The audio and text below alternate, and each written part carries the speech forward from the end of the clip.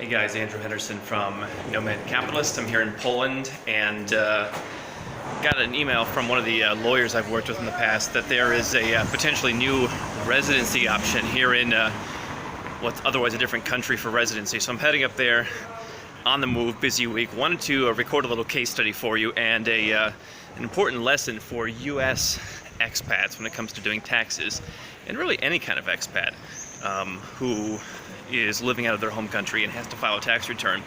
And that is that it's really important to hire someone who specializes in expats, specializes with digital nomads, if that's what you're doing. Because I'll tell you, a guy that I just worked with named Travis, who came to me having paid $59,000 in tax last year. And that's tax he didn't have to pay. Basically, Travis's situation was he sold a company in the United States a couple years ago, and he'd been reading my blog for years, and he said, you know, Andrew seems to like Malaysia, I'm going to go and live in Kuala Lumpur. And so he got set up with a residence permit in Malaysia, the MM2H permit. He took about $75,000 at the time and deposited that in the bank and got set up in Malaysia, which is a territorial tax country. And so he was just kind of living off of savings, investment income, profits from the sale of his business, and no Malaysian income to tax, no tax obligation in Malaysia. But because he didn't retain a US expat-focused tax person, he decided to start a business, and he structured it in the United States, just used an old business structure that he had lying around. And the business took off faster than he thought it would. This was kind of just going to be a hobby for him, as he explained.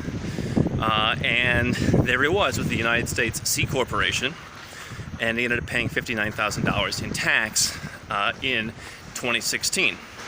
Now, the funny part was that part of that tax could have been mitigated. The fact that the structure was bad means that we couldn't have mitigated it at all, but part of the tax that he was taking out himself, based on living in Malaysia, should have been mitigated. And he said, well, no, Andrew, I spent more than 35 days in the United States last year, so therefore, I don't qualify for the exemption. And it turns out that there was another way for him to qualify for some exemption. And so now we're going back and redoing his tax return and amending it and claiming some of the exemptions that he should have qualified for in the first place.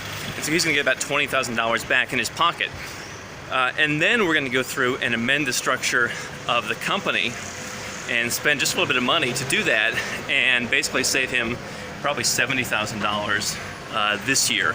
So he's going to go from paying $59,000 to what would have been $70,000 this year, and now he's going to pay zero. Because that's what he's legally allowed to do under the laws of the US, where he's from, and Malaysia, where he is living. And I think that that's a really important thing to understand if you are an expat, that I had this when I first moved out of the United States. I had one of the top tax firms where I lived who put together my tax return, which is pretty complicated. And when I moved out of the country, I said, well, hey, I want to qualify for this exemption. They said, no, you don't. I said, well, hold on, go and read the law. I do. And they said, yeah, okay, fine, you do. And from there, I realized that I had to find someone who understood what international tax law was all about. Now, if you're making 30, 40, 50, 60 grand a year, maybe you're a freelancer, you've got a very small business, there are just, plenty of smaller firms out there, or just individual tax dudes, whether they're preparers, EAs, lawyers, whatever, who will do your tax return for probably not much more than you would pay in the United States. That's what I found. I actually paid a little bit less the first time I hired an expat-focused tax lawyer over what I paid when I was living in the United States.